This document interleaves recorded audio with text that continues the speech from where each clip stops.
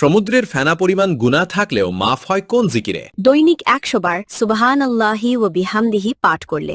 ঘুমানোর আগে কোন সূরাটি পাঠ করলে কবরের আযাব থেকে মুক্তি পাওয়া যায়? সূরা আল মুলক। জান্নাতের ৮টি দরজার যে কোনোটি দিয়ে প্রবেশের সুযোগ পাবেন কোন আমলে? সঠিক নিয়মে ওযু করার পর কালিমা শাহাদাত পাঠ করলে।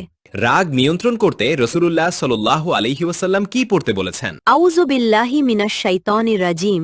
ঘর থেকে বের হওয়ার সময় কোন দোয়া পড়লে আল্লাহই হেফাজতের জন্য যথেষ্ট হন? বিসমিল্লাহি তাওয়াক্কালাতু আলাল্লাহ লা হাওলা ওয়ালা কুওয়াতা ইল্লা বিল্লাহ। পিতামাতার জন্য সন্তানের শ্রেষ্ঠ দোয়া কোনটি? রাব্বির হামহুমা কামা রাব্বায়ানি সাগিরা। কোন আমলটি করলে জান্নাত এবং আপনার মাঝে শুধু মৃত্যু ছাড়া আর কোনো বাধা থাকে না? প্রতি ফরজ নামাজের পর আয়াতুল কুরসি পাঠ করা। কিয়ামতের দিন কোন জিনিসটির ওজন মিজানে সবচেয়ে বেশি হবে? বান্দার উত্তম চারিত্রিক গুণাবলী, সৎ চরিত্র।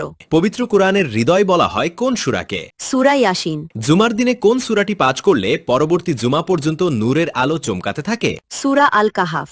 এমনই সকল ইসলামিক কন্টেন্ট পেতে চ্যানেলটি সাবস্ক্রাইব করে রাখুন।